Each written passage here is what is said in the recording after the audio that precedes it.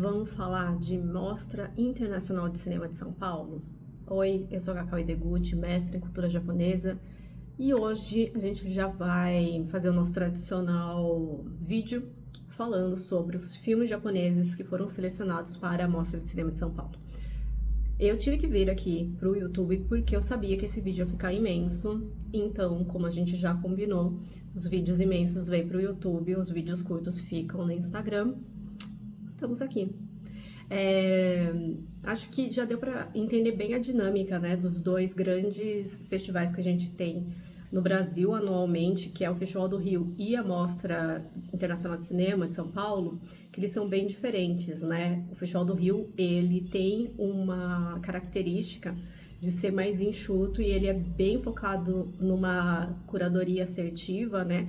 Tanto que o vídeo do Festival do Rio, ele acabou ficando curto, por quê? Porque metade dos filmes que eles trouxeram do Japão, eu já tinha falado sobre eles durante o ano nos meus vídeos sobre os festivais internacionais, ou seja, eles trouxeram filmes que foram, né, bem recebidos nesses festivais internacionais, fizeram essa curadoria. A Mostra de Cinema, ela já é um pouco mais espalhafatosa no sentido de que ela tem mais dias, né? Ela tem muitas salas e você tem uma quantidade absurda de filmes, assim. São milhares de filmes passando ao mesmo tempo na cidade de São Paulo, é uma coisa assim absurda. Hoje em dia eu acho que a quantidade não necessariamente se equivale a uma qualidade, acho que dava para repensar um pouco. Mas a gente estava comentando, né, na mesa que a gente fez sobre o Coreano em setembro, que teve uma época ali que a gente não tinha acesso quase nenhum a filmes estrangeiros, né, que era muito difícil, a internet não, né, não tava com essa bola toda, streaming então nem se fala, e a mostra ela supria muito isso, então todo mundo esperava ardentemente o mês de outubro para poder assistir filmes do leste europeu, filmes da Ásia, filmes da África, coisa, né, filmes que a gente não tinha acesso e muitas vezes a gente assistia esses filmes com legendas em outras línguas que não o português, porque era assim que chegava.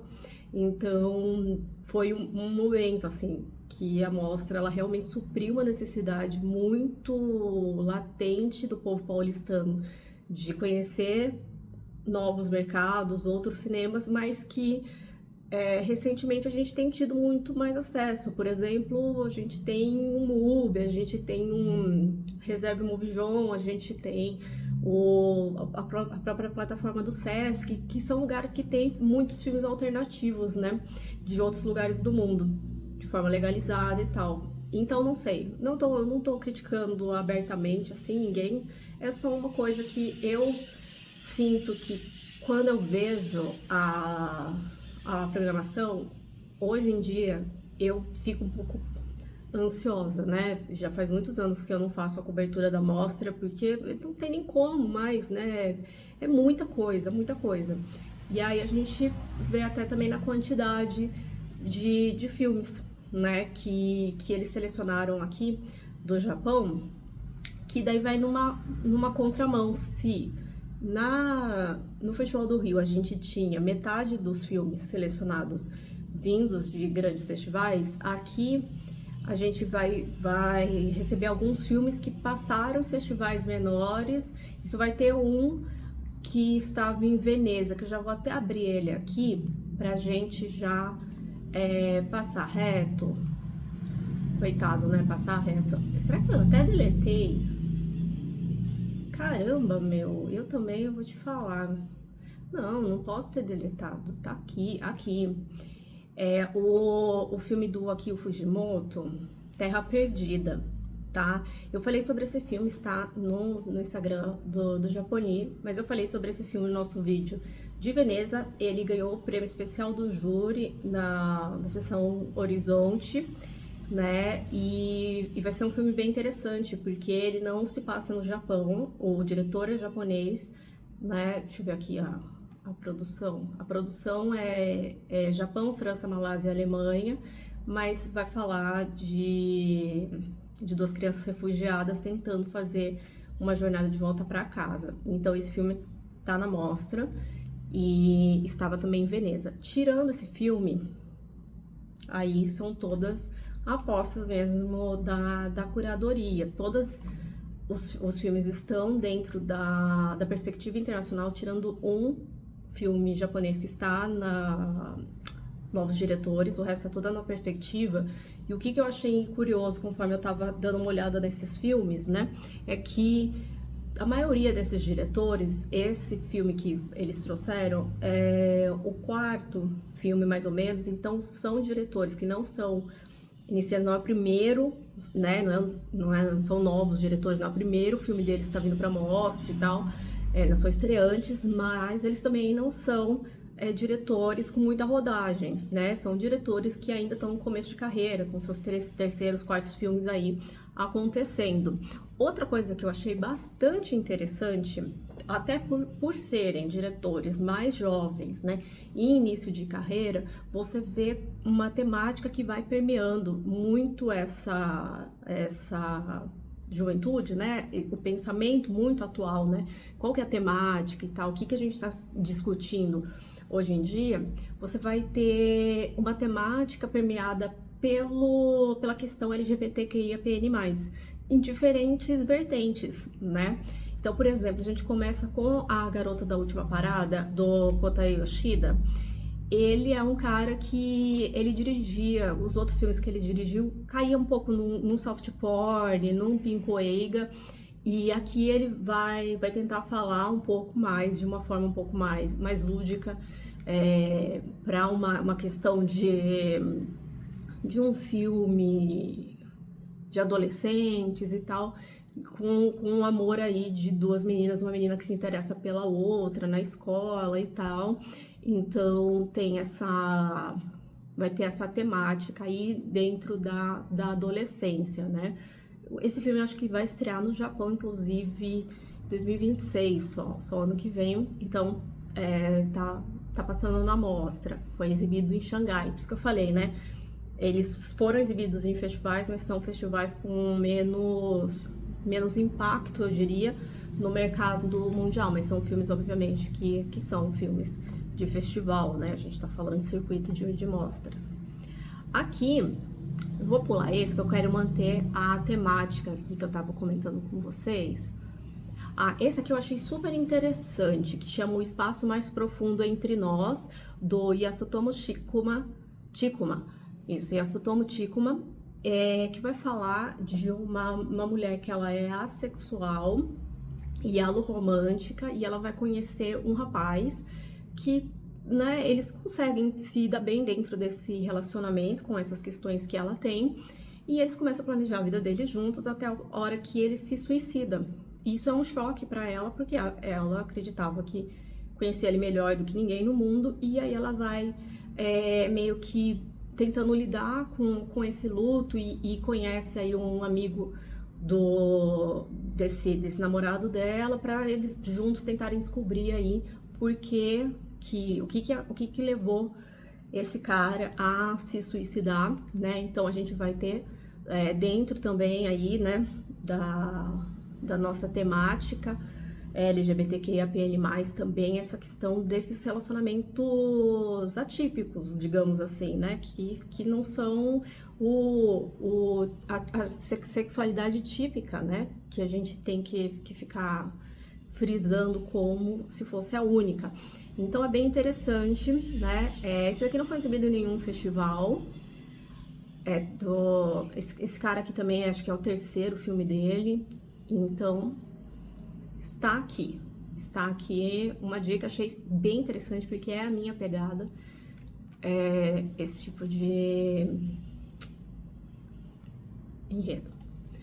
Agora, este daqui não, também que eu quero ir na mesma pegada, aqui, ainda na questão LGBTQIAPN+, que eu amei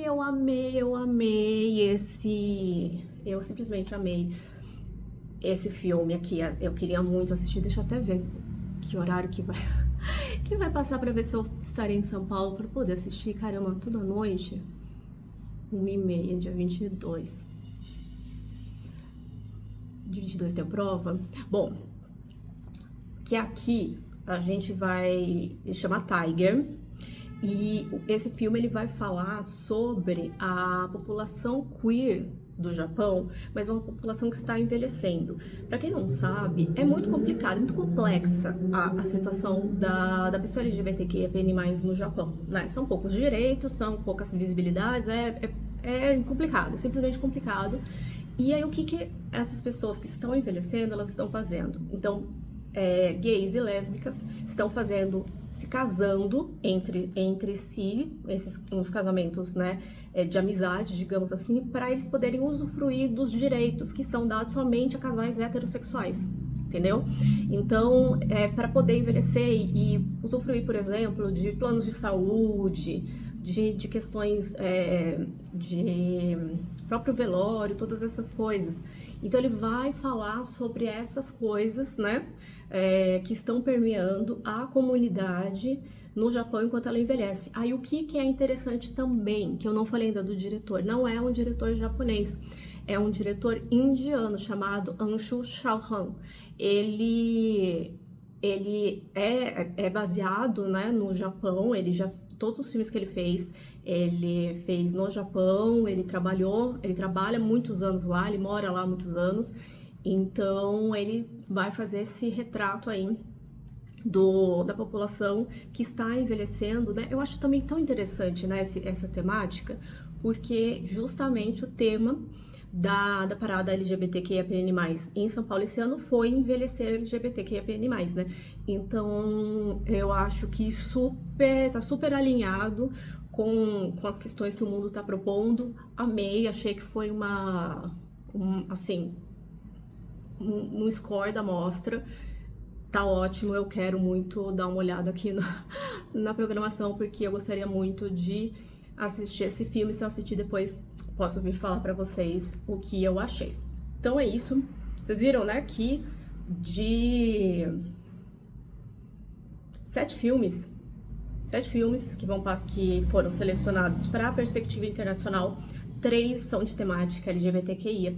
Achei bem legal, bem interessante, até por conta dessa questão do Japão ser um país muito fechado para esse tipo de abordagem. Falando em estrangeiro, a gente também vai ter um filme aqui que tem produção, né, França, Japão, Singapura, que é de uma pessoa de Singapura, do Eric Cole, que vai falar, um filme que se passa no Japão, e vai falar de uma atriz que vai ao Japão, de uma cantora que vai ao Japão fazer um último show e que não sei o que, ela encontra um fã, um japonês lá e tal, e aí tem todo uma questão filosófica aí, né, falando de espiritualidade, de envelhecimento, todas essas questões, né? Por que eu acho que isso é interessante? Esse filme também pode ser interessante, né? Além de se passar no Japão, ter um elenco majoritariamente japonês, a protagonista é a Catherine Deneuve, que é uma atriz francesa maravilhosa, genial. Sempre vale muito a pena assistir filmes com ela, então também coloquei aqui nesse balaio esse filme do Eric Cole, ok? Que é de Singapura. Vamos continuar aqui, que daí a gente vai ter um filme de adolescentes também, que vai falar um pouquinho sobre um grupo aqui de adolescentes, a gente tá falando de adolescente mesmo, 14, 15 anos, fazem parte ali de um clube de artes e através ali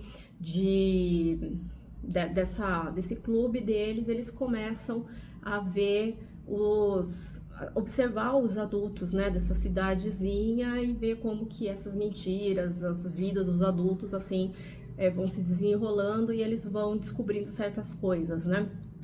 Acho que deve ser um filme bem interessante. Aqui eu tô vendo que ele ganhou uma menção especial no Festival de Berlim. É um filme da Satoko Yokohama, uma diretora mulher. A gente teve bastante diretoras mulheres no Festival do Rio. Aqui na mostra já acredito que ela seja a única diretora mulher japonesa que foi contemplada com espaço na programação. Então tá aí, esse filme chama Serendipidade à Beira-Mar. Eu confesso que eu nunca tinha ouvido esse anglicismo, serendipidade, e tô com dificuldade de me adequar que existe agora essa palavra, né, que é essa tradução do inglês, nessa adaptação do inglês, mas é isso, né, seria um encontro fortuito à beira-mar. Vamos até fechar aqui. Então, eu não falei, né, o nome do filme da Catherine Deneuve chama Spirit World, uma jornada espiritual. Quem que tá distribuindo? O Sato Company. Ai, que título, né? Isso é uma coisa que eu, como uma pessoa que estuda filmes, tenho muita dificuldade de entender, porque eu realmente não trabalho com distribuição, e eu já conversei com algumas pessoas que distribuem filmes, e eles falam que tem toda uma pesquisa, né, claro, de como que você decide o nome, né, em português de um filme, pensando justamente em levar as pessoas para o cinema. E para mim sempre surte um efeito completamente contrário, assim, eu fiquei aqui completamente chocada, né? E é engraçado porque olha só curioso, gente, o nome original do filme é em francês, perdoe meu francês agora, mas é Yokai, Le Monde des Spirits, Yokai, o mundo dos espíritos, o que tem a ver com o Japão, né? Tipo, e aí você vai falar desse mundo insólito, né? Dessa espiritualidade que tem a ver com essas questões dos yokais e dessas divindades, né? Que estão nas coisas do dia a dia. E aí quando você coloca em inglês Spirit World, o mundo dos espíritos, em inglês, né? Que é uma cantora francesa, se passa no Japão. Por que o inglês? Bom, enfim. Já falei, né? É isso aí. Deixa eu fechar aqui o Tiger. A gente tá faltando mais um ainda que eu tô sentindo que eu não falei. Esse aqui, do Chomiak. Esse daqui chama Duas Estações, Dois Desconhecidos. O Chomiak teve um filme dele que passou, se não me engano, ano passado também na mostra. E aqui a gente vai ter também mais um filme que se passa à beira-mar. Muitos desses filmes que eu falei agora, todos se passam na praia também, o que não é muito difícil no Japão, sendo um país insular, né? Aqui vai falar de uma mulher e de um cara que se encontram, e aí tem uma outra roteirista que tá com bloqueio criativo, e eles vão acabar todo mundo se conhecendo dentro de uma pousada. Não sei, né? Nada muito revelador. Acho que pode ser um filme aí pra gente tentar a sorte. Às vezes pode ser interessante, mas só pela sinopse não foi nada que me puxou tanto, né? Tá falando aqui que é uma adaptação literária, depois a gente descobre.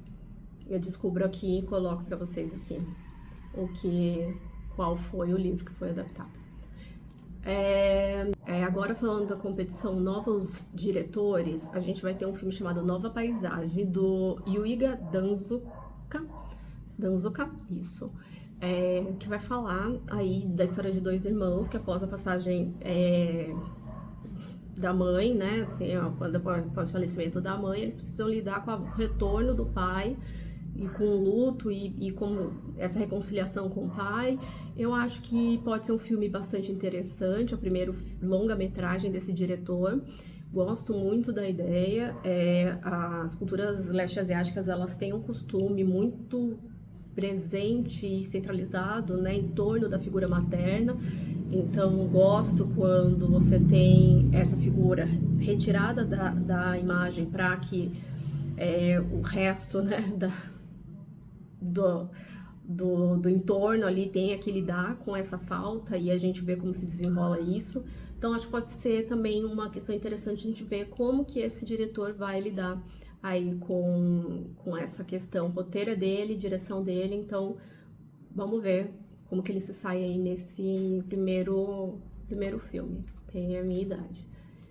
Aí, minha gente, a gente vai ter uma apresentação especial, a gente vai ter um restaurado aqui, que é o Chuva Negra, do Shohei Mamura, que é um filme, gente, é um filme maravilhoso, né? Sabe que esse ano completam 80 anos das bombas, né, em Hiroshima e Nagasaki, e então eles vão fazer essa exibição especial desse filme, que é baseado no livro de mesmo nome do Masudi Ibose.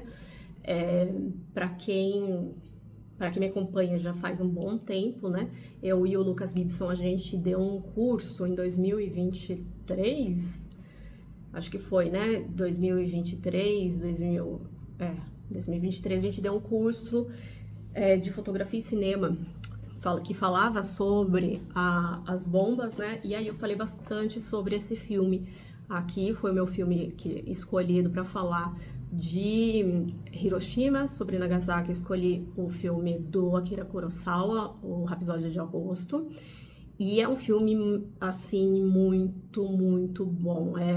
Tem umas questões, assim, olha, vale muito a pena assistir no cinema. Só vão ter 2 sessões, hein? Imagino que já esteja, inclusive, lotado. Só ter 2 sessões? Sei não.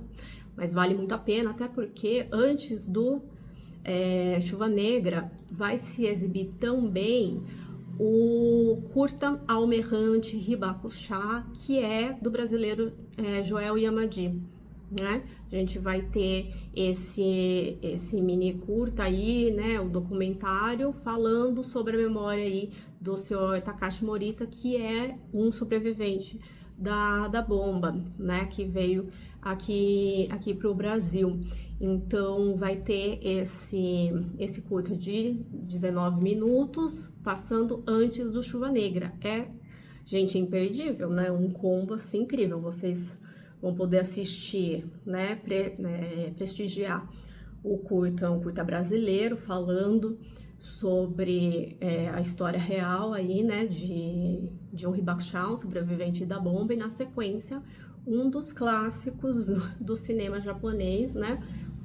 Incrível filme, olha, muito, muito bom mesmo, que é também do inigualável Shohei Mamura. Ou seja, o que eu tiro agora dessa questão da mostra?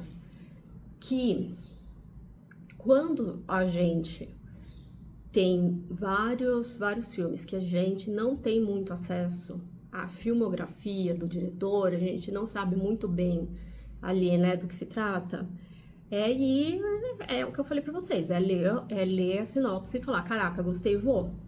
Era assim que a gente fazia também, foi como a gente sempre fez e como a gente descobriu muitos artistas bons em filmes bons, né, na época que, não, né, que a gente não tinha tanto acesso assim, que era desse jeito, catava na quinta-feira a Folha de São Paulo, pegava a programação da mostra e ia lá lendo todas as sinopses. Acho que tá bem interessante, como eu falei pra vocês, muitas temáticas dentro do LGBTQIAPN+, que acho muito atual, muito importante. A gente vai ter diretores que não são iniciantes, mas também que não são veteranos, ou seja, ainda que são novatos dentro desse meio, que estão em experimentação. Então a gente pode ver coisas novas, uma busca talvez de uma identidade. Então é interessante também acompanhar o início de todas essas pessoas, né?